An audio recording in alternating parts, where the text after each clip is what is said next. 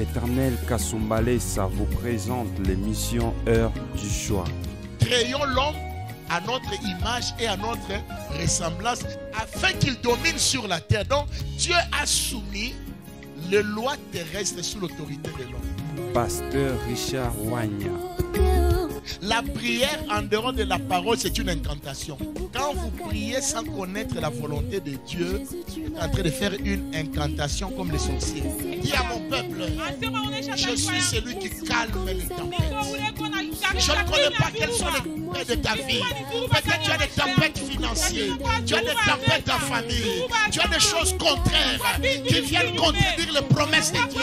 Les tempêtes étaient là pour empêcher la barque d'avancer. Mais avec Jésus, tu avanceras.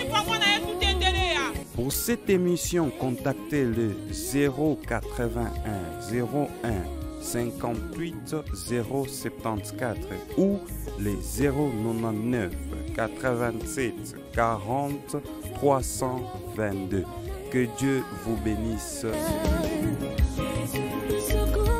Bénissons aussi vous qui êtes fidèles au deuxième culte. Vous ne vous fatiguez pas. Vous ne vous relâchez pas. Dieu aussi ne se fatiguera pas de vous bénir. Alléluia. Nous vous saluons aussi vous qui nous suivez par les médias, par les réseaux sociaux. Nous sommes heureux de savoir que vous êtes avec nous. Quoique physiquement on ne vous voit pas, mais Dieu vous voit. Et nous aussi nous savons que vous êtes là. Alors soyez bénis de là où vous êtes au nom de Jésus. Oui, bien-aimés, nous retrouvons encore notre thème, la sagesse clé pour la vie. Bien-aimé, Moïse dit dans le psaume 90, le verset 12, enseigne-nous à bien compter nos jours, à appliquer nos cœurs à la sagesse.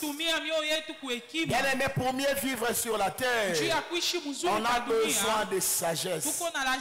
Sans sagesse, bien-aimé, nous sommes en train de détruire nous-mêmes notre vie. Nous sommes en train de nous créer et certains problèmes n'auront même plus de solution. J'avais ne dites pas non, ça va changer. Il y a des erreurs qui ne changent plus, frère. Alors il faut savoir s'arrêter quelque part. Il ne faut pas exagérer dans certaines choses afin que vous trouviez toujours un moyen de revenir vers le Seigneur. Parce que lorsque quelqu'un meurt dans son péché, on ne peut plus changer sa situation. C'est pourquoi il y a des erreurs qu'on ne change pas. Quand il y a la vie, c'est le moment de chercher la sagesse. Arrête de vivre comme si la vie t'appartenait. Cette vie, c'est une dette, on t'a emprunté. Et le propriétaire de la vie te demandera des comptes un jour. Alors, pour réussir la vie, il y a une seule clé, c'est la sagesse. Et nous avons vu la sagesse dans plusieurs domaines de la vie. Vous savez, au premier culte, je fais un petit rappel parce que les gens commencent à oublier que nous sommes dans le même thème. Ce n'est pas un thème, c'est toujours la sagesse. Mais nous sommes entrés dans les applications de cette sagesse. Premièrement, nous avions parlé de la sagesse du temps. Parce que c'est pour tout homme, c'est le temps. Nous vivons pour un temps. Personne ne vit éternellement. Alors nous devons nous préparer à notre mort en gérant le temps que Dieu nous donne, frère. Un jour tu dois faire un rapport de la vie que Dieu t'a donnée. Comment tu gères le temps? Tu es toujours dans les distractions. Tu es toujours dans les choses futiles. Non, il est temps, bien-aimé, de considérer le temps que Dieu te donne. Sais-tu qu'il y en a qui ont cherché ce temps, mais ils sont morts très tôt. Mais toi, si tu vis, bien-aimé, ça veut dire que Dieu t'aime encore. Ça veut dire que Dieu a un projet là. Alors, utilise ce temps avec sagesse. Après le temps, qu'est-ce qui est important pour l'homme? C'est le travail. Parce que celui qui ne travaille pas ne mange pas. Nous vivons pour faire quelque chose. Personne ne vit pour regarder les oiseaux voler. Mais les biologistes, lorsqu'ils regardent les oiseaux voler, ils sont en train de faire des études qu'ils vont présenter comme enseignement. Ils travaillent. Mais où le moussouri on a bamba tout bandeke, mamayani ma photo. Il est en train de travailler. Donc sur la terre, tout ce que nous faisons s'appelle travail. Marcher c'est un travail. Manger c'est un travail. Ça demande un effort. Si la nourriture est là, et toi tu dis comme je suis spirituel, frère, tout a avec ta spiritualité, on va t'enterrer. Tu dois prendre ta main, mettre dans les plats et emmener dans ta bouche. C'est un travail. Tout ce que nous faisons sur la terre est un travail. Réfléchir est un travail. Parler est un travail. Bien aimé, le travail, c'est l'ami de l'homme. Voilà pourquoi l'apôtre a dit que celui qui ne travaille pas ne mange pas. Et nous avons vu que nous devons travailler avec sagesse. Pas travailler en désordre, en respectant les principes divins du travail. Parmi les principes du travail, il y a le travail dur. Il y a le travail honnête. Pas voler, pas corrompre. Pas chercher des raccourcis. Non, le travail de Dieu est un travail sanctifié. Dieu n'approuve jamais un voleur. Même si c'est un travail qui n'est pas fait avec sagesse. Parce que nous avons défini que le commencement de la sagesse, c'est la crainte de Dieu. Quelqu'un ne peut pas être sage s'il ne craint pas Dieu. Voilà pourquoi nos sages du monde ont l'apparence de la sagesse. Regardez ces grands sages qui a 60 ans, mais qui va sortir avec une fille de 18 ans. 3 fois sa petite fille. Et il a même le courage de se déshabiller. Devant cette petite. Et quand le petit l'appelle bébé, il me gifle même. Bébé. On me dit c'est un professeur d'université. La vraie sagesse est pour les chrétiens. Car nous avons montré la différence entre la sagesse du monde et la sagesse de Dieu. La sagesse du monde résout le problème seulement de notre chair. Mais la sagesse de Dieu résout le problème spirituel. Le problème de notre chair c'est pour un temps. Parce que nous allons mourir. Mais le problème spirituel c'est pour l'éternité. Parce que l'esprit ne meurt pas. C'est-tu au homme que tu es un esprit? Tu as une âme et tu habites un corps. Le corps n'est qu'une maison. Le corps n'est qu'un vêtement. Le corps n'est qu'une tente. Le corps n'est qu'une voiture. Je n'ai jamais vu une voiture qui roule soi-même. C'est l'esprit et l'âme qui dirigent le corps. Toi, tu diriges toujours au niveau de ton âme. Dans les sentiments. Oh, on m'a dit ça. Dans cette église, on ne m'aime pas. Tu es encore un chrétien charnel au niveau de l'âme. Un petit problème, tu abandonnes la prière. Je n'irai plus à la prière. Le pasteur ne m'a pas salué. Tu es un esprit. Tu dois dominer les sentiments de ton âme avec ton esprit. Et Christ a dit l'esprit est bien disposé. Mais c'est la chair, c'est l'âme qui est faible. Alors bien aimé, nous devons développer la nature spirituelle. Et la sagesse de Dieu doit avoir un impact d'abord dans notre esprit. Et après le travail, nous sommes de celui qui travaille bien. Il aura un salaire. Car la Bible dit tout travail procure l'abondance. Voilà pourquoi nous avons parlé de la sagesse financière. Comment maintenant tu vas gérer l'argent que tu as gagné après tant d'efforts? Malheureusement, nous voyons des gens qui travaillent Il transpire pour gagner son pain. Il va dilapider son argent dans des futilités. Dans une nuit. Dans une boîte. On appelle ça boîte. Vous savez? Boîte. Ça veut dire qu'il fungo. Hein, toi qui aimes les boîtes de nuit. C'est une prison déjà. On appelle ça boîte. La boîte, ce sont des petites choses, la boîte. Et vous êtes coincés comme des sardines. Et même vos destinées sont aussi dans des boîtes. Les gens qui vont dans les boîtes, leurs mariages sont dans des boîtes, leurs destinées dans des boîtes, leur travail dans les boîtes, leur ministère dans les boîtes.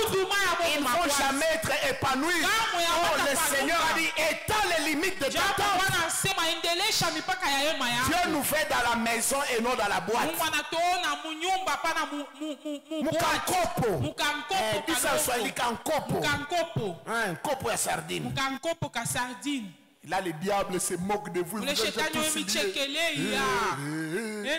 Vous êtes dans la boîte. Et vous remarquez, dans ces boîtes-là, il n'y a pas de lumière. Pourquoi?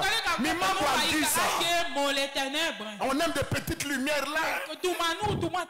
Il y avait des luminaires. Frère, on a pépé ta franga. On est en train de bouffer ton argent. Quelqu'un qui dépense $900 dans une seule nuit pour faire plaisir au corps. Et des mecs viennent me demander le transport, je ne te donnerai pas. Moi, des gens comme ça, je ne donne pas. Ou tu as dans le Mukulu de Lubumbashi à Kasumbalé. Je ne vais pas t'encourager dans les mains. Mais si tu n'as pas la sagesse financière, c'est comme ça que tu vas dépenser ton argent en désordre.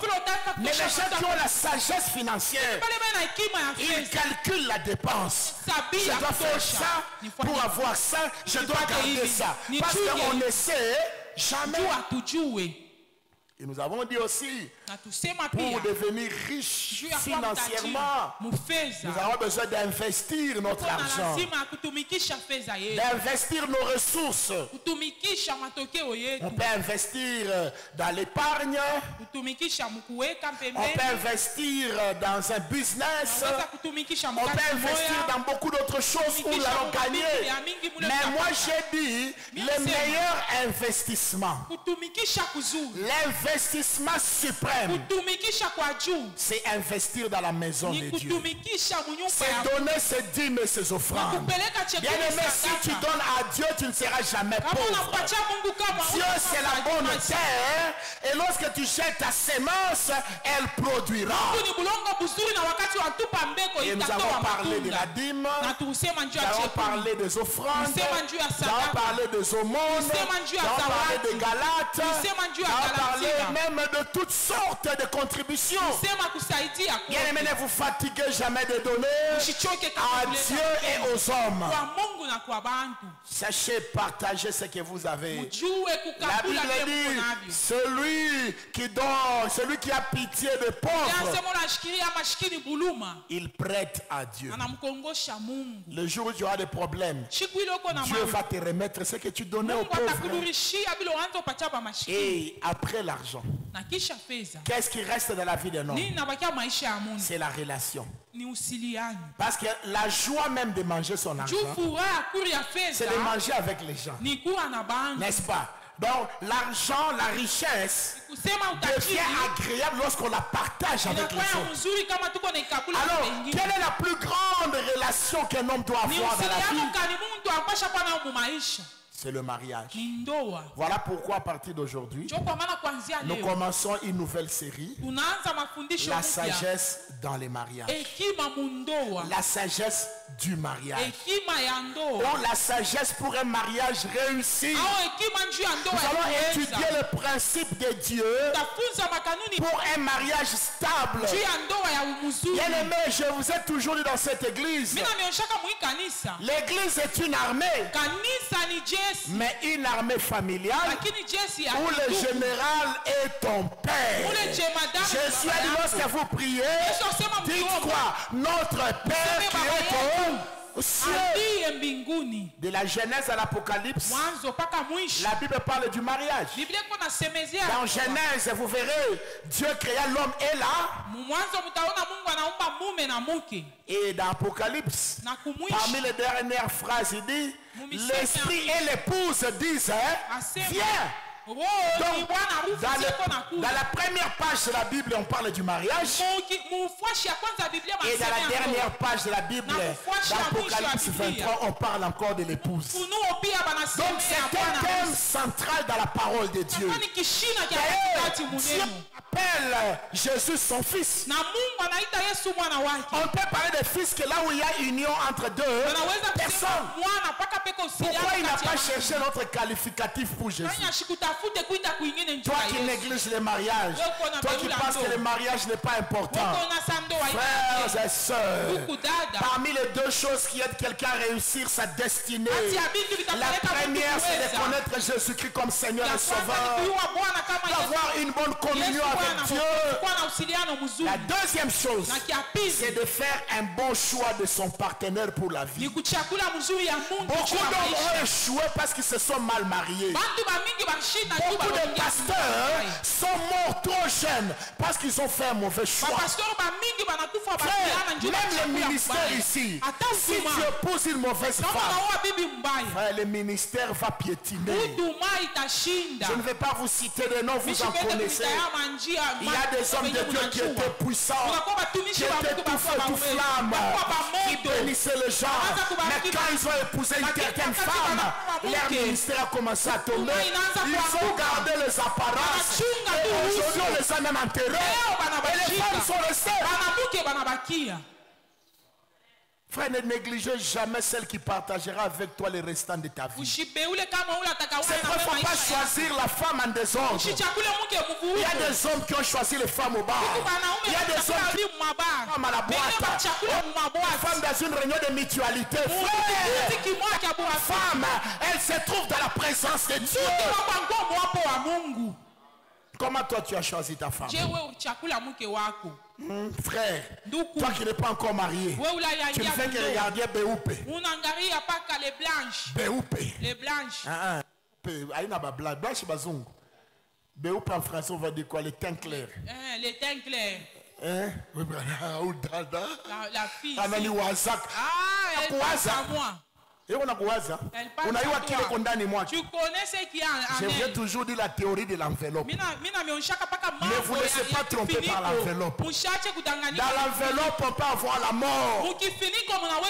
Vous aussi les dadas. Et surtout nos sœurs d'aujourd'hui. Comme il y a trop de novelas, ils aiment des fleurs costauds. En tout cas, on a ma paquet. C'est lui qui a des paquets. Il a des barres de chocolat au ventre.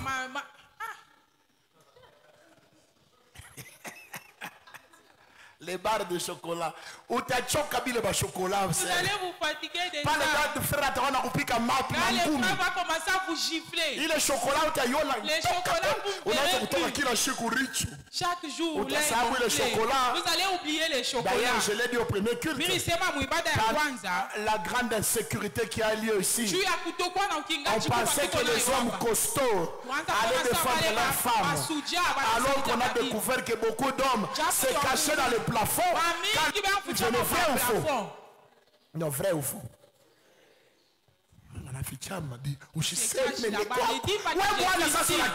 Maintenant vous fouillez vous, on ne vous fera rien. Non, la protection c'est pas les biceps, c'est les c'est pourquoi maman il faut faire un bon choix. Papa il faut faire un bon choix. Jeune homme, toi qui n'es pas encore marié, je l'ai dit au premier que tu es du bon côté de la rivière. Nous autres ici c'est déjà trop tard. Je l'ai dit toujours à mon épouse, nous sommes déjà condamnés à aller jusqu'au bout.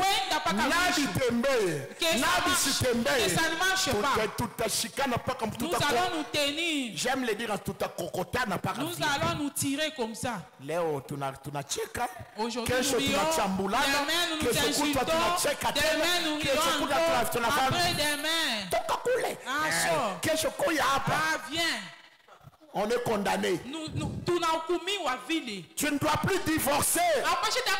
J'aime dire aux jeunes fiancés, je vous permets de briser 1000 fiançailles. Mais je ne vous permettrai jamais de briser un seul mariage. Parce que pour moi, une fois marié, c'est un chemin à sens unique. Il n'y a pas de retour. Moi, je suis parmi les pasteurs qui ne béniront jamais le divorce. Il y a beaucoup qui viennent me voir. Oh pasteur, divorcer. J'ai pris une décision. Peu importe la raison. Oh, la Bible dit pour cause d'infidélité. Le frère aime ça. Pour cause d'infidélité. Mais moi je pose la question au frère. Maintenant lorsque c'est la femme qui t'a attrapé avec une autre femme, c'est une cause d'un dont elle doit aussi partir. Ne répondez pas. Vous voyez, hein? Vous les hommes, non! Si tu as fait ça, tu pars. C'est l'impudicité seulement qui est dans ton cœur. Tu avais déjà vu Sarah avant. Clémentine Boule, on a mtafutia mambo, ushaku, mais choco yala. Les yeux. Na Eugénie. Non, comme faut Clémentine Dieu. Comment tu veux chercher Clémentine? Impudique que tu es, adultère que tu es, répands-toi. Parce que si toi maintenant, parce que vous savez, nos femmes souvent nous attrapent. Hein? Mais qu'est-ce qu'on leur dit en famille?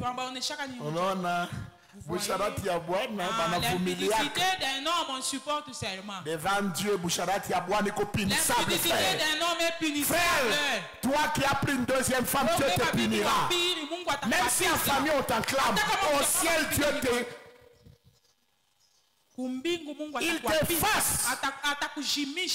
Donc bien aimé, nous devons comprendre que cette affaire de mariage est une affaire trop sérieuse pour jouer avec. Ne dis pas moi je ne suis pas encore marié. Non, même toi qui es encore jeune, toi qui ne penses pas au mariage, tu dois commencer déjà à prier pour ton mariage. Bien aimé, j'aimerais vous dire, moi j'ai commencé à prier pour mon mariage. Je venais me convertir, j'avais 19 ans. À cette époque où je ne pensais même pas au mariage, mais je dis Seigneur, voici les critères de la femme que je veux. Qu'elle aime Dieu, qu'elle soit calme, qu'elle soit douce, Seigneur, qu'elle puisse m'accompagner. Je connais mon temps. Je suis des fois un peu colérique. J'ai besoin d'une femme qui va me calmer. Frère, je me suis marié combien d'années après? Moi je me suis marié à 35 ans. Plus de 17 ans après. Mais pendant 17 ans, j'ai prié. Frère, je ne suis pas étonné que je suis en paix dans mon mariage. J'ai préparé mon mariage. Mais toi, jeune homme, est-ce que tu pries pour ton mariage? C'est seulement le jour où tu as vu la sœur de la chorale, Jonansa. Mahombi. Oh, Bwana. Non, frère, prépare ton mariage avant que le mariage ne vienne vers toi. Car le diable se cache des fois derrière cette chose pour déstabiliser les destinées. Lisez dans la Bible combien de hommes ont été déstabilisés par le mariage.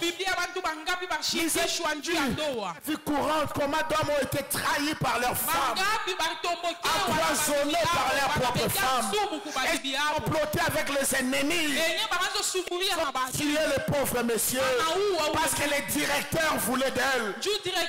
Mais si c'est une bonne femme, elle ne va jamais t'empoisonner.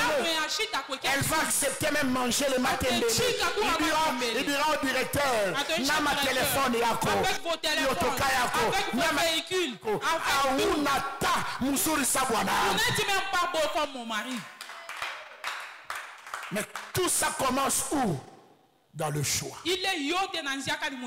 Si tu fais un mauvais choix, tu porteras les conséquences. Combien de femmes pleurent aujourd'hui?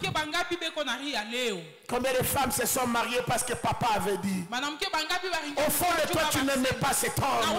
Mais papa t'a imposé. C'est pourquoi nous, parents, arrêtons d'imposer certaines choses à nos enfants. Surtout s'ils sont chrétiens. Nous allons porter le poids de leur échec. Oh non, vous allez épouser ces gens de notre tribu qui se marient dans les mêmes tribus ne divorcent pas. Dites-moi, Les gens qui sont dans les mêmes tribus ne divorcent pas. Ils divorcent. Le problème, le mariage n'est pas un problème de tribalisme. Tu peux épouser une blanche et avoir un mariage réussi si cette blanche vient de Dieu. Tu peux épouser aussi celle de ton village, mais si elle ne vient pas de Dieu, elle est sorcière, elle va te faire ça. Bien-aimé, je le disais au premier culte, le mariage n'est pas né dans la pensée de l'homme. Le mariage n'est pas né dans la pensée de la coutume. Ce n'est pas nos ancêtres qui ont dit non, désormais il faut que les hommes vivent avec les femmes. Non. Le mariage est une création de Dieu lui-même. C'est Dieu le créateur du mariage. Alors si nous voulons bien utiliser ce qui appartient à Dieu, rentrons vers Dieu et posons-lui des questions. Seigneur, qu'est-ce que tu avais en tête quand tu parlais du mariage? Que faire, Seigneur, pour que j'ai un bon mariage? Voilà pourquoi tout mariage qui réussit commence dans la prière. Dans la prière. Dans la prière. Nous allons lire quelques textes de la parole de Dieu et nous allons expliciter. Aujourd'hui, nous allons introduire et je crois que le dimanche prochain, nous allons avancer, peut-être terminer ou terminer le dimanche d'après. C'est tellement une chose sérieuse que je n'ai pas envie d'être pressé. Le mariage est très important. Vous savez ce qui fait que le mariage fait échouer beaucoup de gens? Ou le mariage fait réussir beaucoup de gens? J'ai vu aussi des hommes quand ils étaient seuls, la vie n'avançait pas. Mais depuis qu'ils ont épousé cette femme-là, bien aimé, il y a des femmes portées bonheur. Il y a aussi des femmes portées malheur. Il y a des hommes portés bonheur. Il y a aussi des hommes portés malheur. Je connais certaines sœurs, depuis qu'il avait épousé cet homme-là, on a porté à Takumaombi. Même à l'église, elle ne vient plus. Anaconda, Anafifia. Elle gris, elle devient sombre. La Bible dit celui qui trouve une femme, pourquoi Dieu dit celui qui trouve une femme trouve le bonheur. Et sachez que dans la Bible, quand on parle de la femme, on peut se faire aussi vice versa. Celui qui trouve aussi un homme trouve le bonheur. Mais toi, depuis que tu es marié, c'est succession de malheurs, c'est succession de pleurs, c'est succession d'humiliation.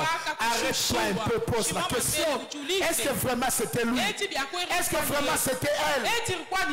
Mais j'aimerais te dire une chose.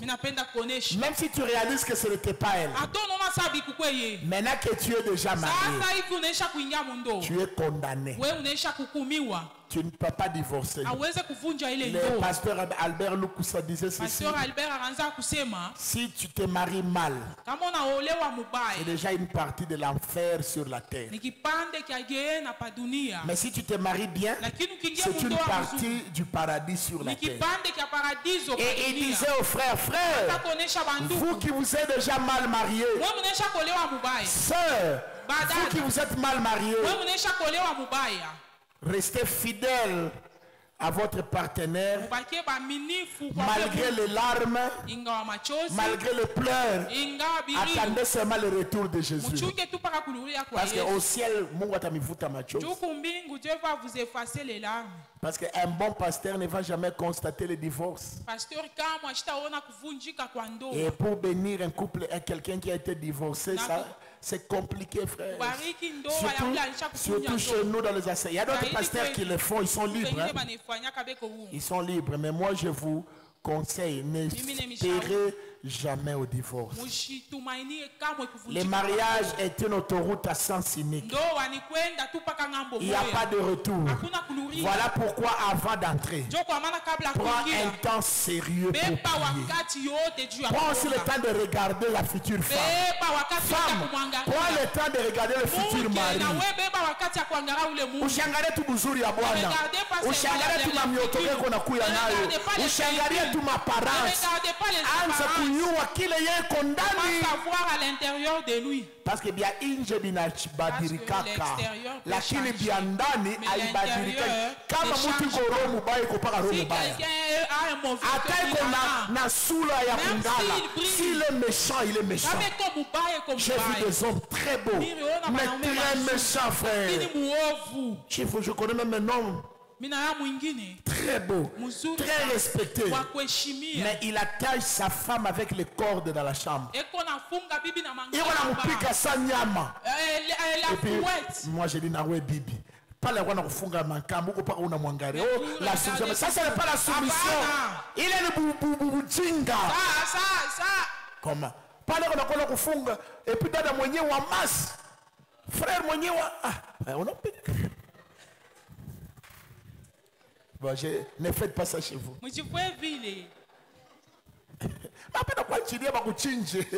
Au nom de la soumission, qui suit dada la muka kama ulifanya taka jido kiloko mwangushe tu kiloko anavunjika mkongo unatoka lwa utamulomba bulumba. Les mamans africaines n'aiment pas écouter ça. Pasteur, ishimaribisha ndoa. Dada, tutakujika. Nous allons t'enterrer. Alléluia. Amen. Mais si tu t'es bien marié, cet homme ne pensera jamais à t'attacher. Je vous dis, je l'ai dit au premier culte. Ça fait 3 ans que je suis en train de préparer un enseignement sur les femmes africaines. Et j'appelle ça celles qui n'ont pas de voix. Vous savez, chez nous en Afrique, les femmes n'ont pas de voix. Les femmes pleurent en silence. Les femmes gardent le secret de la maltraitance. Ah, frères et sœurs, c'est douloureux. Même les pasteurs. Je connais un pasteur qui enlève la ceinture pour taper sa femme. Je dis papa pasteur. Non. Pardon papa. Pardon. Ni bibi yako shina mtoto yako. Na yeko na mwili sawe. Na yeko na mazazi. Na yeko shikaka maumivu. Elle sent aussi la douleur. Africains changeons dans ce domaine-là. Beaucoup d'Africains iront en affaire à cause de maltraiter les femmes. Je vous dis la vérité. Je vous dis la vérité. Vous voyez pourquoi en Afrique il y a beaucoup de veuves? Veuves. Parce que Dieu tue beaucoup d'hommes à cause de la méchanceté. En Europe, c'est différent. On trouve beaucoup plus de veufs que de veuves. En Afrique, regardez. Quand il y a plusieurs familles, c'est l'homme souvent qui meurt. Parce que nos papas sont des polygames, nos papas ont fait des choses, nos papas sont toujours stressés, nos papas font toujours du mal. Vérifiez dans nos familles. Maman souvent reste seule et c'est elle qui fait grandir les enfants. Je peux dire même à 60%. Même je peux aller à 70% en Afrique. Pourquoi? Il y a un Dieu qui défend ceux qui n'ont pas de voix. Ah oui, un jour Dieu s'élèvera. Il va défendre cette femme que Dieu est en train de faire souffrir. Oui, ma soeur. Si Dieu veut que tu te remaries et que ce mariage ne marche pas, j'aimerais le dire, je le dis, c'est extrême, je le dis. Dieu va prendre ton mari. Ah oui. Oui, parce que tu as droit aussi à la joie. Dieu ne veut pas. La Bible dit Dieu, les projets de Dieu pour toi ne sont pas des projets de malheur. Depuis que tu es marié, pas quand on joue à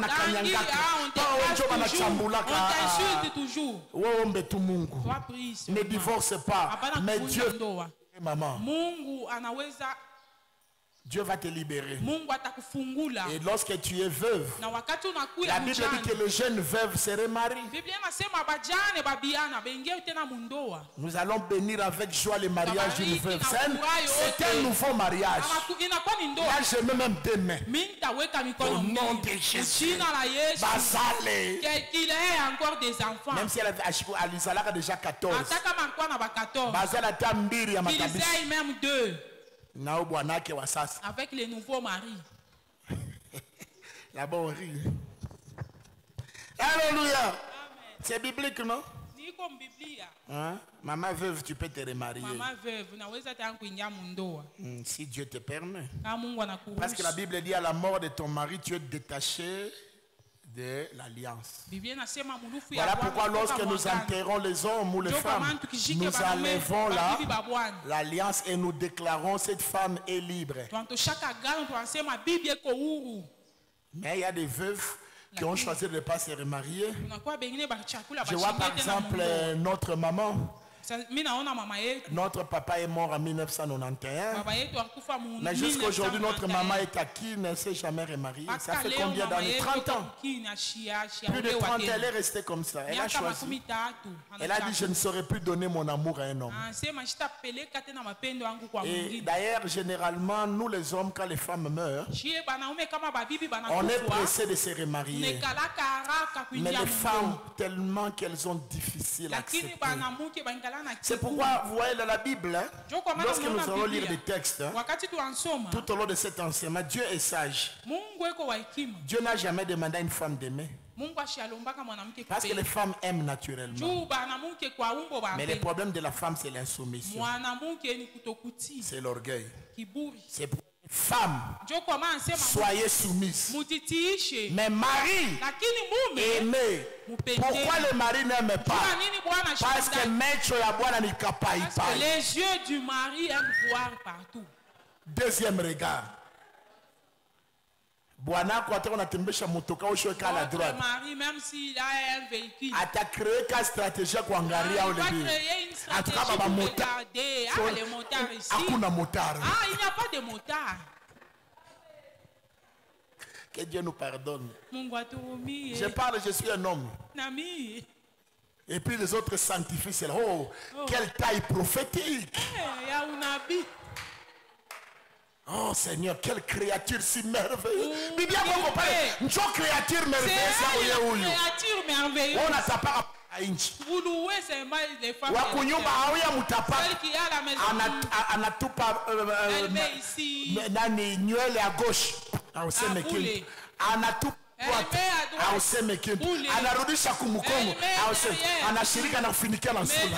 cache les visages. Tu vois où c'est marqué? Alléluia. Amen. Ce n'est que l'introduction, bien aimée. Nous voulons nous mettre en condition pour cette série d'enseignements.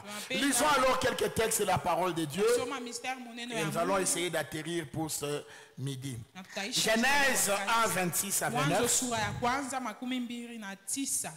Genèse 2, 18 à 25. Ephésiens 5, 22 à 33. Je répète pour ceux qui écrivent, Genèse 1, 26 à 29. Genèse 2, 18 à 25. Et Ephésiens 5, 22 à 23. Nous allons dans Genèse, le livre des commencements. Pour ceux qui étaient avec nous le mercredi lorsque nous enseignons sur la Bible, nous avons dit les mots-clés de la Genèse, c'est le commencement. Si vous voulez connaître l'origine de tout ce qui est dans la Bible, même connaître la cause de vos problèmes, lisez beaucoup le livre de Genèse. Vous verrez des histoires qui ressemblent à votre histoire. Vous verrez des meurtres, vous verrez des mariages, vous verrez la désobéissance, vous verrez les conséquences. Tous les plans de Dieu peuvent se prêcher seulement avec le livre de Genèse. Vous qui ne venez pas les mercredis, vous ratez des bonnes choses. Hein? Les autres ont un pied d'avance. Genèse 1, 26 à 29. Puis Dieu dit, faisons l'homme à notre image, selon notre ressemblance, et qu'il domine sur le poisson de la mer, sur les oiseaux du ciel, sur le bétail, sur toute la terre et sur tous les reptiles qui rampent sur la terre. Dieu créa l'homme à son image. Il le créa à l'image de Dieu. Retenez-le, ici est au singulier. Dieu a créé un homme. Dieu n'a pas créé deux hommes. Je sais pourquoi j'insiste. Il n'a créé qu'un seul homme à l'image de Dieu. Dieu créa l'homme à son image, il le créa à l'image de Dieu. Virgule, il créa l'homme et la femme. Donc l'homme et la femme ne sont pas deux êtres différents. Dans la création, l'homme et la femme, c'est un seul être. Voilà pourquoi lorsque tu tapes ta femme, tu te tapes toi-même. Quand tu insultes ta femme, tu t'insultes toi-même. Un prédicateur prêchait dans un mariage. Il dit ceci: quand tu insultes ta femme, sors ici, bête. Et une femme a répondu: bête, je suis la chair de ta chair. Ou le frère Nashirik. Elle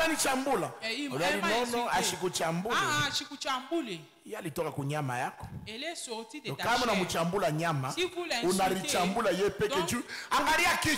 regarde sa tête. C'est ta tête aussi.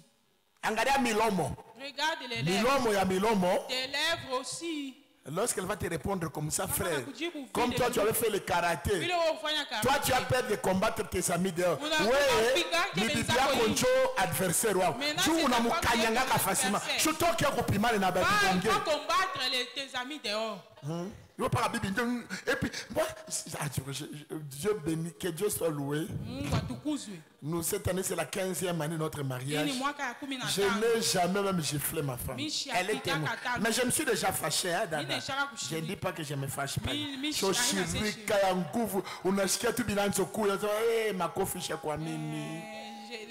coups ont déjà... Tu vas où je réponds. Quand moi je réponds pas, c'est que ça barde. Alors je préfère ne pas pécher. Mais j'ai vu des hommes. Et on a fondé ma... Moi je passais, on a bamba mouille, j'appelle le pic le membre. Ni Bible tu l'as fondé. Frère, on a tremblé. Il y a un pic dans la Bible. J'ai dit frère, tu as un problème. Ouais, je suis en combat de Nabali Babilari. Avec les gens. Il y a un boxeur de combat de Nabo. On va vous frapper. On va vous écraser. Et puis, j'ai vu aussi des femmes qui tapent les hommes. Attention, frère, on est là, on a chimie en chou. Attention, il y a des sœurs qui ont fait le judo. Ah, je suis comme moi, c'est un homme inapite. Attention, qui m'a appris. On a continué dans le vide. Où est-ce que ça a anguka? Vous savez, lorsqu'on faisait le sport, on apprenait comment tomber. Moi, je faisais un sport. On a kunyangula na kuachia. Utakuwa ça tomber. Interprète en enda. Tu me chouques quoi, interprète à chouque. Est-ce qu'on peut acclamer le...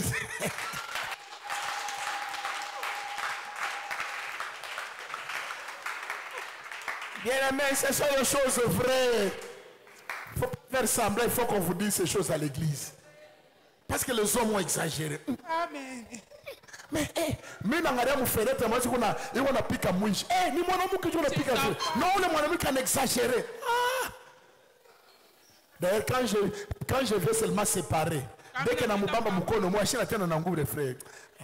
Kama alikuwa muloko wangu nikupiga tu kiloko hata ya michezo tu. Ouais, frères et sœurs, la Bible nous dit que Dieu créa un seul. Nous le verrons dans les versets qui viennent dans Éphésiens. Il créa l'homme et la femme. L'homme et la femme sont venus d'un seul être. Pour dire, lorsque Dieu a créé, bon, ça je reviendrai le dimanche prochain. Je n'ai pas fait ce premier culte, je garde. Continuez d'abord la lecture. Dieu les bénit. Regardez maintenant en matière de bénédiction. Dieu bénit au pluriel. En matière de création, Dieu crée au singulier. Dieu crée un homme, mais il bénit deux êtres. Je n'ai pas dit qu'il bénit deux hommes. Parce que les deux êtres viennent d'un seul homme créé à l'image de Dieu.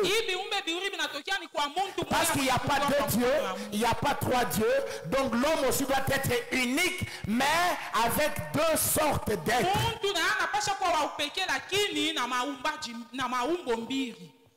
Il y a l'homme et la femme.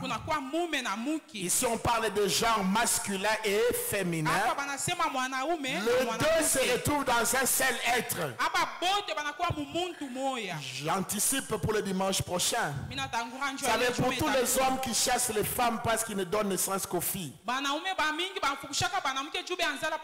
c'est parce qu'ils ne sont pas allés à l'école. Un homme qui a étudié, il sait que c'est lui termine le sexe des enfants. Parce qu'en biologie, la femme est symbolisée par deux chromosomes. Et la femme c'est XX. La femme ne peut donner qu'un seul X. Donc généralement, toute femme est prédisposée à donner naissance aux femmes.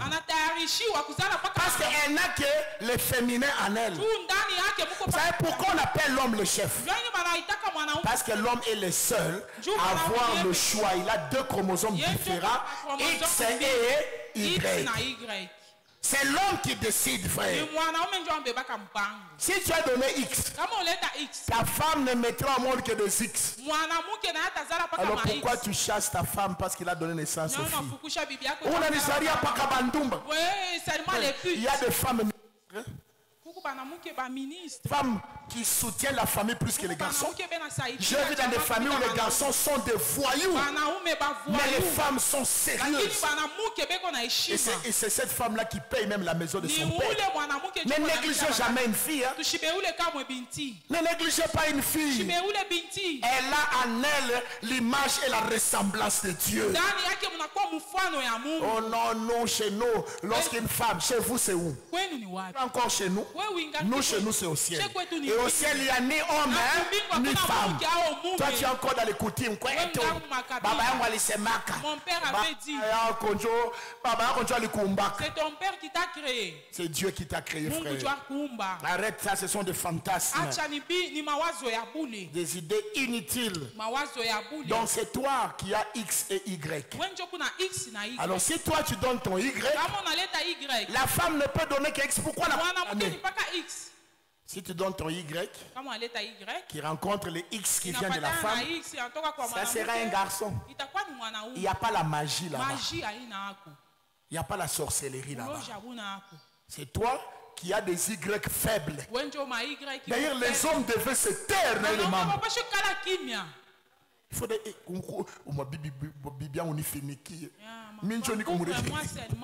Mais comme les hommes en Afrique sont vraiment... Toka! Et puis les chasses, toka na babiti yako.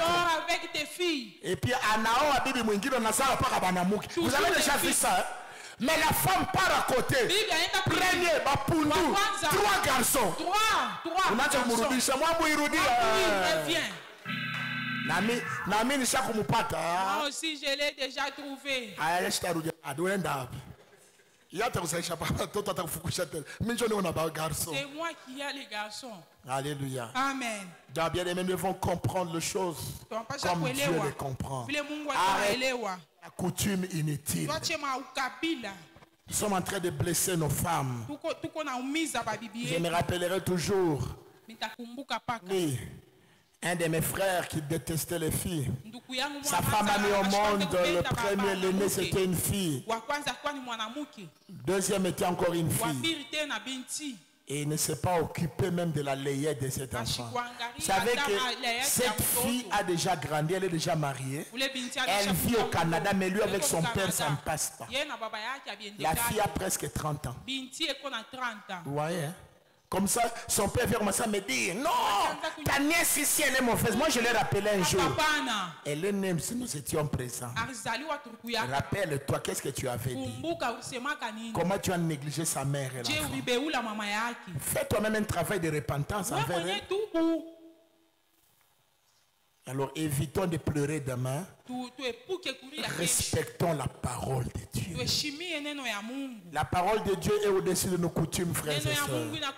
Si le monde écoutait Dieu, il y aurait moins de problèmes. C'est parce que nous les hommes, nous sommes têtus. Nous voulons prouver à Dieu qu'on peut réussir sans lui. Bien aimé, ce monde n'appartient pas aux hommes. Le monde appartient à Dieu. Bon, selon Dieu, et nous serons heureux. Quand nous vous disons de vous convertir, ce n'est pas seulement pour que vous ameniez vos dîmes à l'église. Nous avons découvert que sans Christ, l'homme est comme un poisson en dehors de l'eau. Il va mourir. C'est tout. C'est pour votre bien la conversion. La repentance c'est pour votre bien. Donne ta vie à Jésus. Jésus n'a rien à gagner. C'est toi qui as tout à perdre si tu ne donnes pas ta vie à Jésus.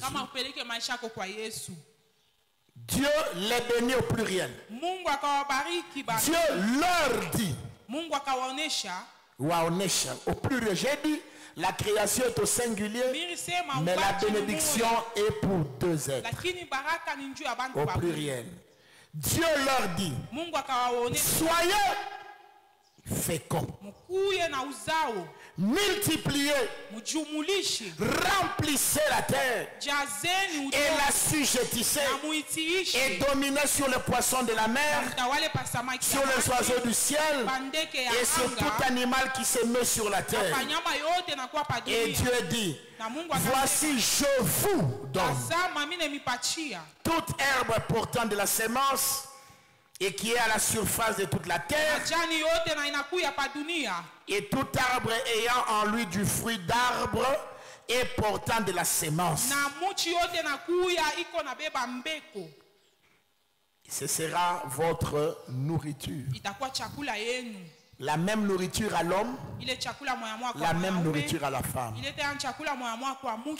Dans nos coutumes, on dit la femme ne mange pas la tortue. C'est écrit où?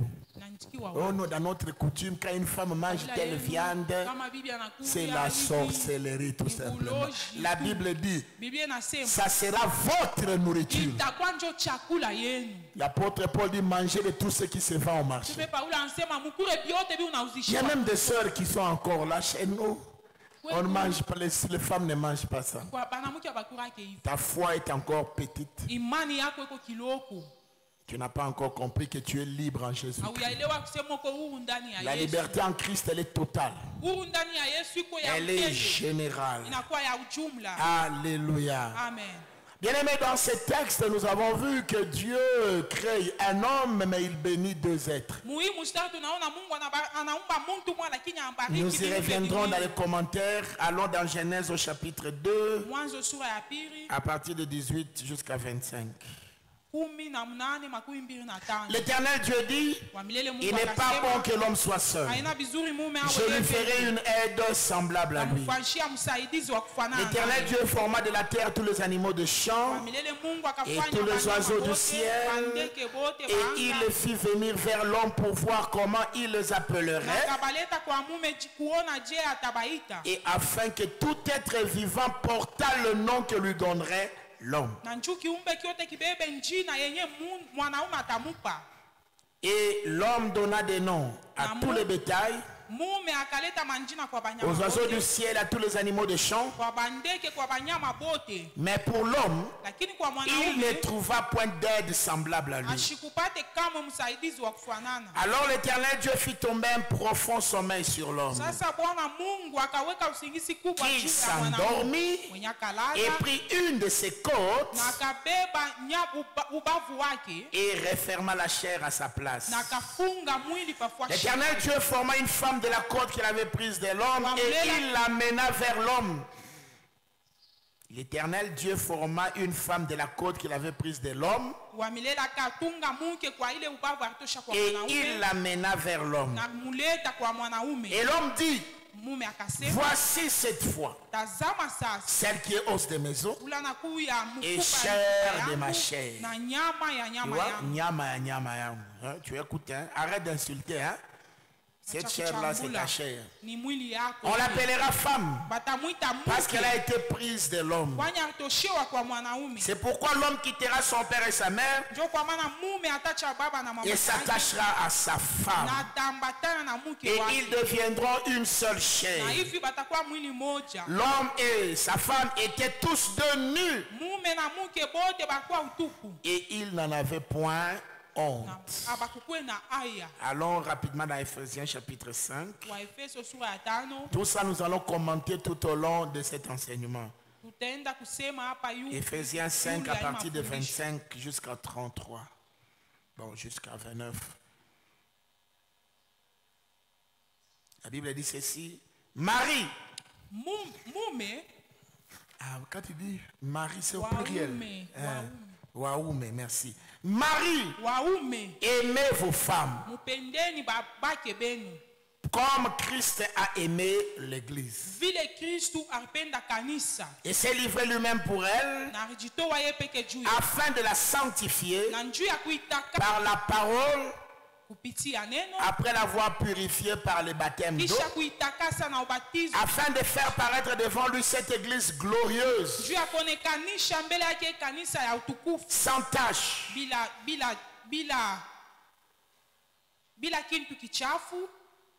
ni ride, ni rien de semblable, mais sainte et irrépréhensible. Vous voyez, c'est la mission de l'homme, de faire que sa femme soit irréprochable. Donc si la femme devient infidèle, très souvent ça commence de nous les hommes. Un homme qui sait parler, on dit Christ se sanctifie par la parole. Donc un homme qui sait parler à sa femme peut l'aider à être irréprochable. Mais toi tu ne parles jamais avec ta femme. C'est seulement des instructions. Comme dans l'armée. Kabibi, on était maï. On était maï à monte. On est servi. Regarde les enfants.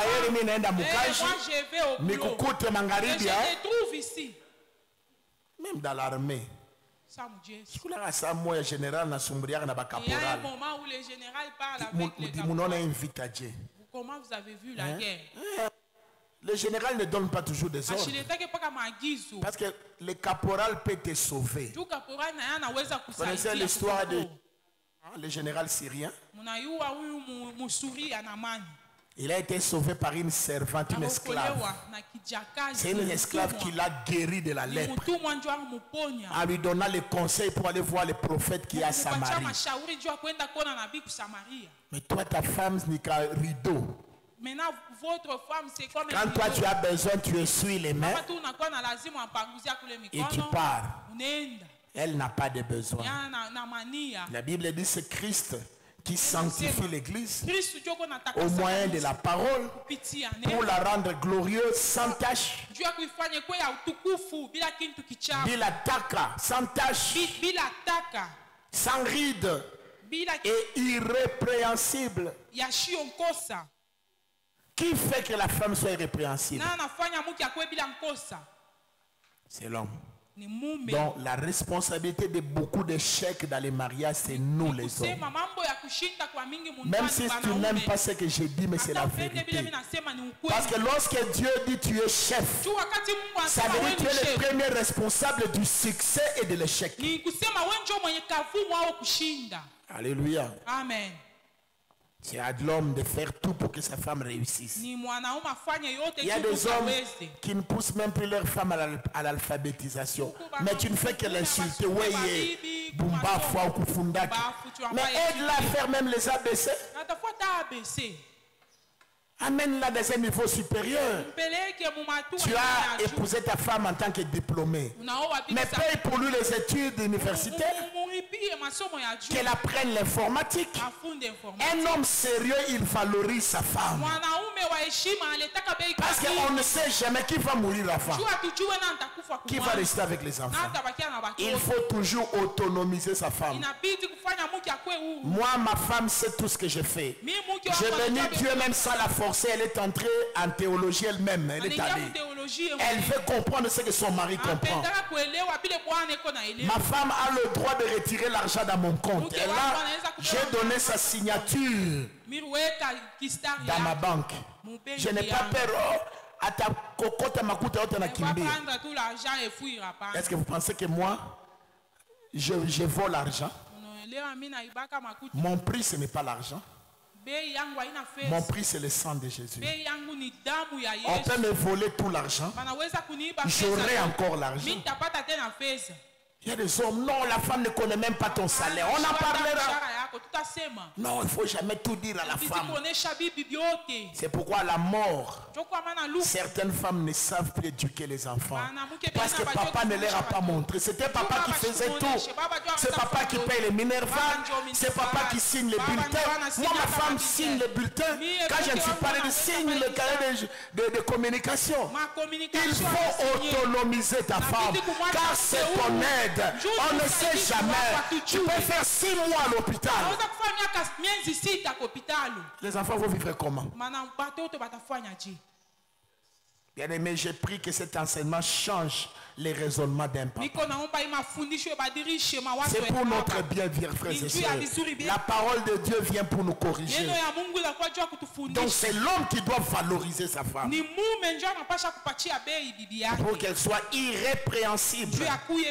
28. C'est ainsi que les maris doivent aimer leurs femmes comme leur propre corps. Il y a des maris qui s'habillent très bien et la femme s'habille avec des GCA. Ma troisième choix. Il y a des maris qui ont des montres qui coûtent cher et la femme a toujours des montres qui tombent en panne tous les jours. Il y a des maris qui ont des androïdes, mais à la femme, on a pas dit qui calacasse. Il est à ma bouton digital. Twin, twin, twin, twin. Allô, phonie. Non, ouais, à vous méritez Android. Maman, moi, c'est que je vais voir aussi ma femme avoir. Mais je suis content de voir ma femme être bien. Quand on a tapé à bien, on a mis les chefs. Non, ma femme, ça me fait du bien. Quand même, c'est moi. Hein. Attends, mon état, venez. Oh, frère. Si tu veux vivre longtemps, mets à l'aise celle qui partage avec toi ton lit. Celle qui partage avec toi ton lit. Vous savez, dans les lits, il y a beaucoup de secrets.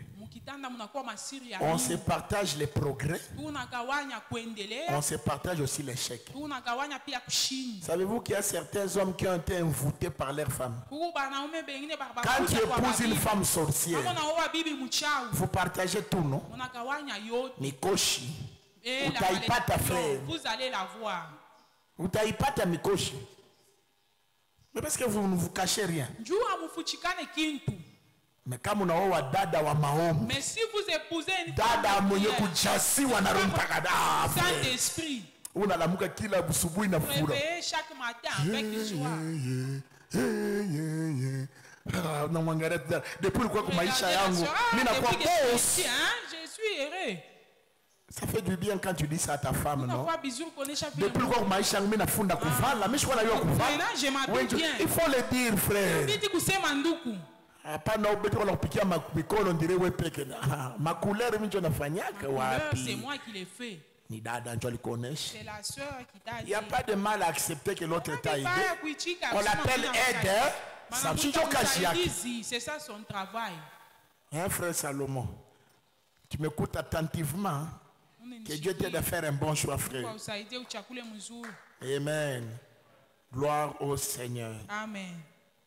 Son propre corps, c'est lui qui aime sa femme, s'aime lui-même. Car jamais personne n'a haï sa propre chair, mais il la nourrit et en prend soin, comme Christ le fait pour l'église. Vous voyez, je le disais au premier culte. Quand vous lisez ce passage d'Éphésiens, vous verrez que Dieu donne beaucoup de devoirs à l'homme plus qu'à la femme. Vous avez vu avec moi? Allez bien relire à la maison. Dieu demande beaucoup plus à l'homme. Parce que l'homme a la maîtrise. L'homme est intelligent. L'homme peut gérer. Mais malheureusement, nous nous demandons trop à nos femmes. Voilà pourquoi le mariage est renversé. Et les choses ne marchent pas. Disons quelques textes que j'ai écrits ici afin que nous puissions terminer. Tous ces textes nous renseignent sur le principe divin du mariage heureux et réussi.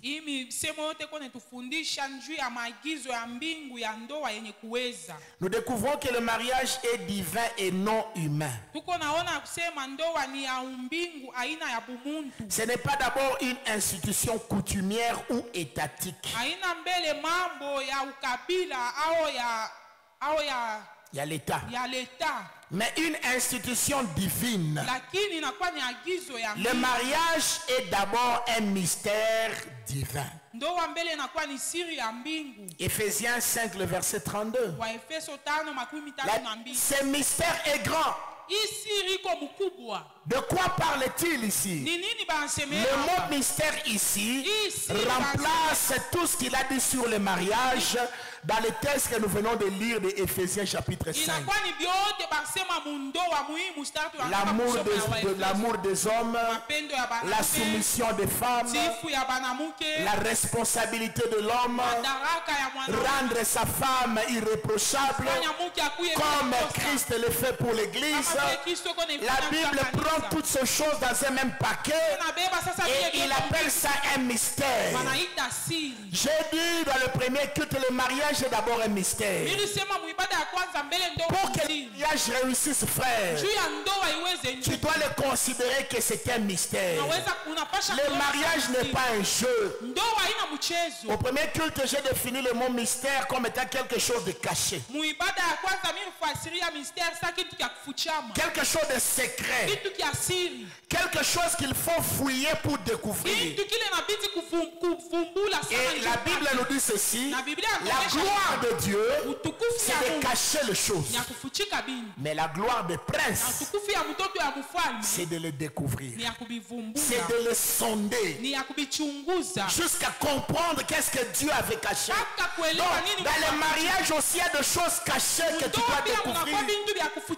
Dans Genèse 2, le verset 23, vous voyez que pourquoi Adam a réussi. Adam a d'abord découvert ce qui était caché avant de découvrir ce qui était révélé. Je me pose la question, pourquoi? Genèse 2, 23 dit ceci: et l'homme dit, voici cette fois celle qui est quoi? Celle qui est quoi? Adam commence par quoi? L'os. Alors je vais poser la question. Comment il a vu l'os avant de voir la chair? Il devait d'abord voir la chair. Parce que c'est la chair qui se présente avant. Mais Adam est allé au-delà de la chair. Adam devait d'abord découvrir les valeurs éternelles qui étaient dans Ève. Il devait découvrir le caractère de Ève. Il devait découvrir son tempérament. Il devait découvrir son amour pour Dieu. Il devait d'abord sonder qui est réellement Ève. Il a vu l'os avant de voir la chair. Et entre nous, frères, entre l'os et la chair, qu'est-ce qui soutient l'autre? C'est l'os qui soutient la chair. Bien aimé, si on t'enlève les os, vous ne marcherez jamais. C'est les os qui nous aident de nous tenir debout. Alors toi la kibengo ya ima paquet, ima bilal, rigona bilal. Bilal il est bien boule. C'est rien. Mais il faut pas. C'est les os. les choses intérieures. Tu dois d'abord découvrir la destinée de cette femme. Est-ce qu'elle est la femme qui marche avec ton caractère? Toi, tu te maries seulement en désordre. Tu pleureras demain.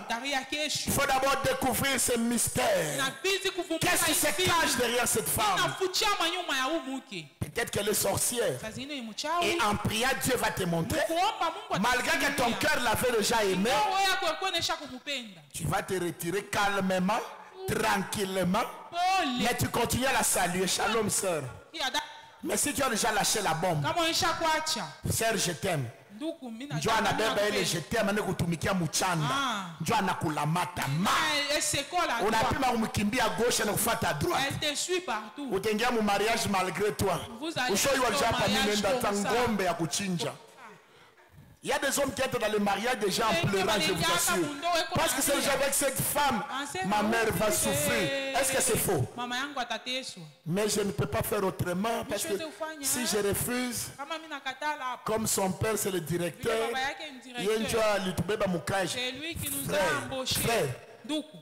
frère, même si le père de votre future épouse, c'est le directeur qui t'a engagé. Si dans les fiançailles tu découvres qu'elle n'est pas une bonne femme pour toi, accepte de couper ses fiançailles, frère. Si on te charge de ce travail-là, il n'est pas le dernier directeur sur la terre de prendre les autres entreprises. Mais si tu te maries par intérêt, vous viendrez au bureau. Moi aussi, je vous dirai. Vous savez, des fois, je ne donne pas de conseils à certaines personnes. Je l'ai fait exprès. Je t'avais conseillé avant. J'ai dit, ma soeur, c'est pas grave, on va prier. Et puis quand on va prier là, moi je parlerai beaucoup en langue. Vous priez vous-même. Je vais te soutenir, non? Alléluia. Amen. Faisons très attention, il faut découvrir ce qui est caché. Il y a donc des choses à découvrir dans le mariage. Ne regardez pas seulement les avantages du mariage. Oh, on va me mettre la bague. Comme je vois beaucoup de sœurs, le jour de son mariage, sur Facebook, il ne fait que pas la photo de sa doigt. Ma sœur, il pète mon poids. Il y a des sœurs très orgueilleuses. Il commence à saluer les shalom, frère. Frère, le mariage n'est pas dans la bague. Le vrai mariage est dans le cœur. La bague peut se perdre, mais l'amour ne périt jamais. On a tout. Shalom, pasteur. Shalom, pasteur. Pasteur, Ulilamuka. Frère. Mariage yako ni yako na bwana. C'est pour toi et votre mari. Ne te moque pas de ceux qui ne sont pas encore mariés. Parce que ce n'est qu'un processus. Tu n'es pas la première à être épousée. Tu ne seras pas la dernière. Respecte les célibataires d'aujourd'hui. Car demain ils se marieront. Je crois que je donne une sagesse à quelqu'un. Même frère, depuis on a surtout les sœurs à l'écoutalaga mu choral. Mais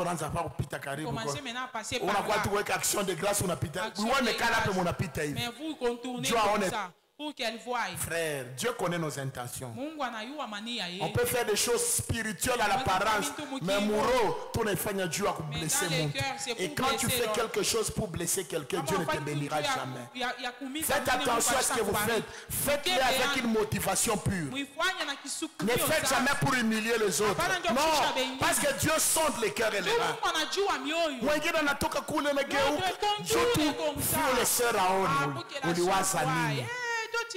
Mais c'est son droit. Ma soeur, quand tu as dit non à un homme, tu n'as pas péché. La Bible dit que votre oui soit oui, que votre non soit non. Il y a des frères qu'on leur dit non à la fouille à dada ennemi. Ashimula Moukia qui était na dada. Frère, elle est libre. Parce que la Bible donne le droit de choisir. Le oui soit oui ou le non soit non. Elle dit non parce qu'elle a vu que toi et lui ça ne marchera pas. Mais ouais, Vous ne priez pas. Vous regardez seulement les corps. Oh, la sœur veut découvrir le mystère qui est en toi. Parce qu'elle est une femme de prière. Laisse-la partir, tu auras une autre. Donc il y a des choses à découvrir. Il y a des choses à découvrir dans son partenaire et à se découvrir soi-même. Bien aimé, ceci est très très important. Adam a d'abord découvert l'intérieur d'Ève. Il a d'abord découvert l'intérieur d'Ève avant de découvrir son extérieur. Ça veut dire Adam a découvert les valeurs et vertus. Qu'est-ce que j'appelle valeurs et vertus? C'est les caractères, les comportements, les raisonnements, les tempéraments, la spiritualité. Ma soeur, quand un frère vient te demander la main, fais chose. Frère, quand tu vas chercher une soeur, ne regarde pas d'abord l'enveloppe. Vérifie ces choses. Est-elle spirituelle? Est-ce qu'elle est née de nouveau? Toutes les sœurs qui viennent à l'église ne sont pas nées de nouveau. Non. Tous les frères qui sont assis ici ne sont pas des chrétiens. Oh, pasteur, on prie dans la même église. Moi, je réponds toujours, et puis quoi? Il n'a rien fait d'extraordinaire. Notre église, il y a des sorciers qui entrent. Et d'ailleurs, nous les invitons à venir. Sorciers, venez. Il vous changera ici. Il y a des prostituées. Venez, Jésus vous changera. L'église est un hôpital qui reçoit tout le monde. Nous n'allons jamais chasser les gens. Il y a le pasteur. Oh, cette sœur-là, ça. Vous voulez que moi je le mette du haut de la chair pour dire serre toca? Non. Le Saint-Esprit même convertir sa garde-robe. Vous n'êtes là qui pouvez regarder les habits mal des autres. Laissez Dieu s'occupera d'elle.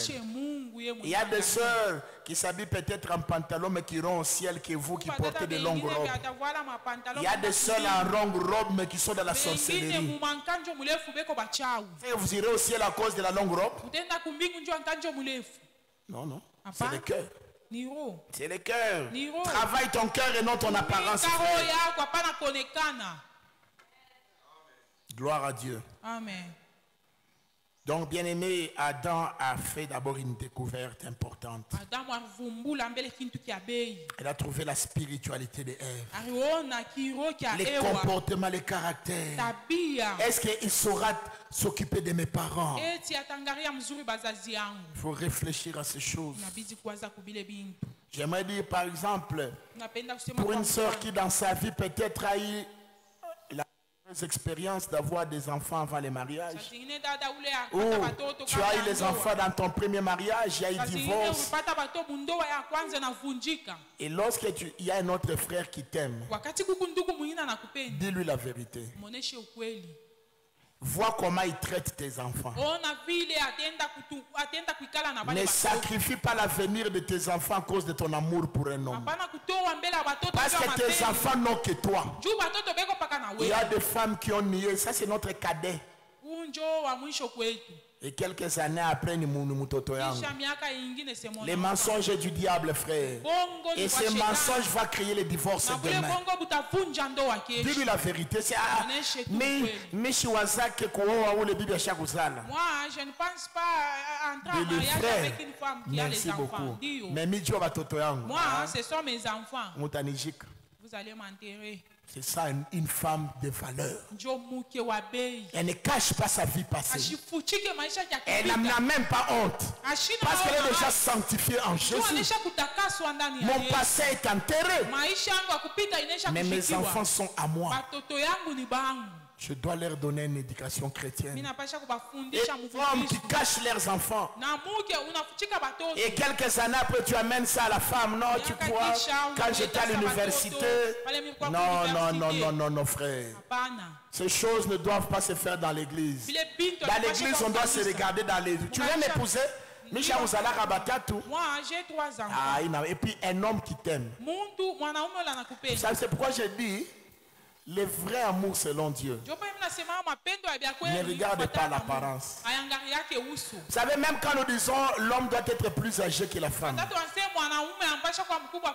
c'est écrit dans quel verset biblique? J'ai vu des mariages où les femmes sont plus âgées que les hommes, mais ces femmes sont tellement respectueuses. Mais j'ai vu aussi des mariages où la femme a 20 ans inférieure. Mais qui mais Moulokwa a 20 ans. Mais elle est petite. La soumission est une affaire du cœur. L'amour est une affaire du cœur. Ce n'est pas l'âge, ce n'est pas l'apparence, ce n'est pas la couleur de la peau.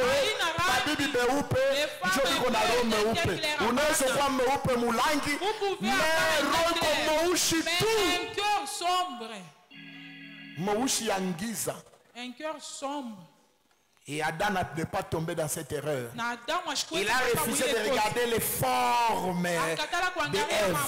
Il a refusé de regarder les yeux d'Ève. Il a refusé de regarder les lèvres d'Ève. Il a refusé de regarder les mollets d'Ève. Il a d'abord regardé le sceau. Il a regardé sa vertu, son caractère. Il a regardé les choses cachées. Voilà le mariage selon Dieu. Frère, tu peux me dire, pasteur, si vous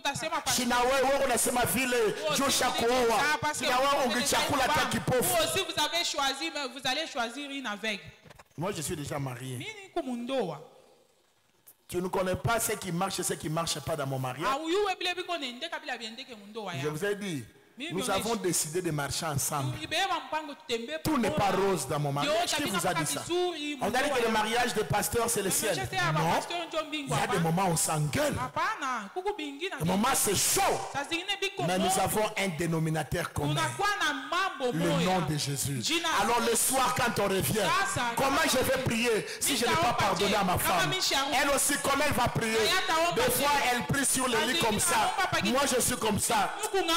Mais comme je suis le chef, je suis celui qui fait les tours. Là, il y a fourra, il y en a vimba.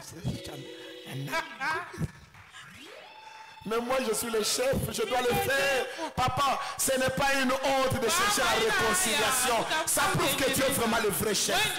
Parce que tu connais que si vous priez séparés, votre foyer sera infiltré par le diable. Mieux vaut que ta femme se moque de toi, que les hommes à l'extérieur se moquent de toi. Parce que les femmes vont se moquer dans la chambre. D'ailleurs, nos femmes sont très gentilles. Même lorsque tu lui as donné un coup de poing et que l'œil est gonflé, et sa femme dit, maman c'est quoi? Qu'est-ce qu'elle dit? Oh, c'est la porte qui m'a connu. Que nous puissions encore les blesser. Acclamez quand même pour moi, non? Alléluia. Maintenant, acclamez la parole de Dieu. Amen. Découvrir d'abord ce qui est caché avant de prendre la relation. Proverbe 31, le verset 30, et nous terminons par là. Proverbe 31, le verset 30e. 31 et le verset 30. La Bible dit ceci. La grâce est trompeuse et la beauté est vaine. La femme qui craint l'Éternel est celle qui sera louée. Ma soeur, tous les efforts que tu fais pour soigner ta peau, pour soigner tes cheveux, c'est très très bien. Je t'acclame même parce que tu dois te soigner. Tu es une fleur. Mais ce n'est pas suffisant pour le mariage. La Bible dit la louange, c'est pour la femme qui craint. Qui craint l'Éternel. Pas la femme qui a des cabellos. Oui, si tu crains Dieu, je te permets de mettre les cabellos. Je te permets de faire ton maquillage. Mais si tu ne crains pas Dieu, ne nous trompe pas avec un joli visage. Commence d'abord par rendre ton cœur joli. C'est ce que la Bible dit. Si tu veux qu'on puisse te louer, Qu'on puisse te louer. Bakusifu. Je veux qu'on puisse te louer. Sois une femme qui craint Dieu. Tout le monde dira en tout cas. Ah, Maman Belinda, vraiment. Vous savez, dans certaines familles, il y a des beaux-frères et familles qui respectent leurs femmes plus que leurs propres frères. Pourquoi? C'est une femme qui craint l'Éternel. Et les hommes te diront, Shikutasikia unafukusha Mélanie. Tes propres frères vont menacer. Pourquoi? Elle a gagné le cœur de ta famille. Est-ce que tu es une femme qui gagne le cœur des autres? Est-ce que tu es un homme qui est respecté dans ta belle famille? Toi, tu insultes toujours ton beau-père. J'écoutais un homme qui insultait. Il dit, un père adoptif qui dit à un enfant, s'il vous plaît, s'il vous plaît, s'il vous plaît, n'utilisez pas votre fortune pour écraser les autres. Oh non, ton mari, ton ex t'a donné quoi? Mais pourquoi on a dit? Maintenant, pourquoi vous m'avez épousé? Frère, nous devons avoir des limites dans ce que nous disons, dans ce que nous faisons. La clé d'un bon mariage, c'est connaître Dieu et connaître la pensée de Dieu pour le mariage. Découvrir le mystère caché dans ton futur partenaire. Inclinons au terre dans la prière. Dieu est bon, bien-aimé. Dieu est fidèle. Si nous envoyons un tel message, ce n'est pas pour rien. Il sait que beaucoup de mariages souffrent de tempêtes. La parole éternelle Kasumbale, ça vous présente l'émission Heure du choix. Créons l'homme à notre image et à notre ressemblance afin qu'il domine sur la terre. Donc Dieu a soumis les lois terrestres sous l'autorité de l'homme. Pasteur Richard Wanya. La prière en dehors de la parole, c'est une incantation. Quand vous priez sans connaître la volonté de Dieu, vous êtes en train de faire une incantation comme les sorciers. Dis à mon peuple, je suis celui qui calme les tempêtes. Je ne connais pas quelles sont les tempêtes de ta vie. Peut-être tu as des tempêtes financières, tu as des tempêtes en famille, tu as des choses contraires qui viennent contredire les promesses de Dieu. Les tempêtes étaient là pour empêcher la barque d'avancer. Mais avec Jésus, tu avanceras.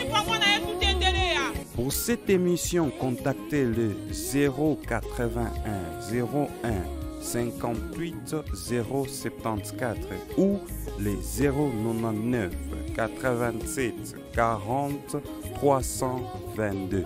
Que Dieu vous bénisse.